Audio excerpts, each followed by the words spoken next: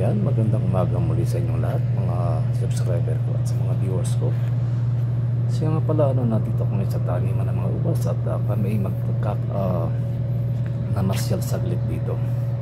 Ito, napakatamis ng ubas na ito, na crunchy, na matamis pa. Ayan, kita nyo naman kung paano sila mag-alaga ng ubas. Pinabalutan nila ito ng screen na maliliit ang butas, na sa ganun na hindi pasukin ng insekto at ng mga ibang insekto pa na pwede makapasok sa loob at masira ang kanilang ang kaambungan ng ubas. Ganito pala ang taniman ng ubas.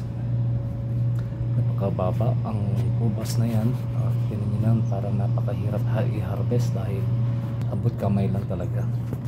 So ayan, ikot-ikot muna sandali para makita natin yung itsura ng mga ubas na yan na kulay green. Marami pang ubas doon sa looban, pero yan lamang ang aking sinadya, yung nasa harapan lamang.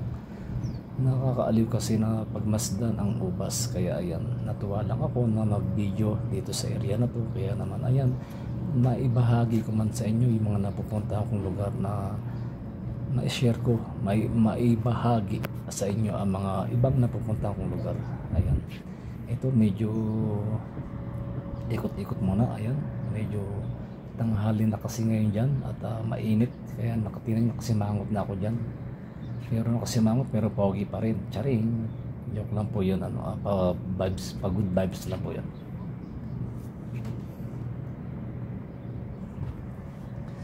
Salamat po muli sa inyo mga subscriber ko. God bless po sa ating lahat. Mabuhay po. Alam.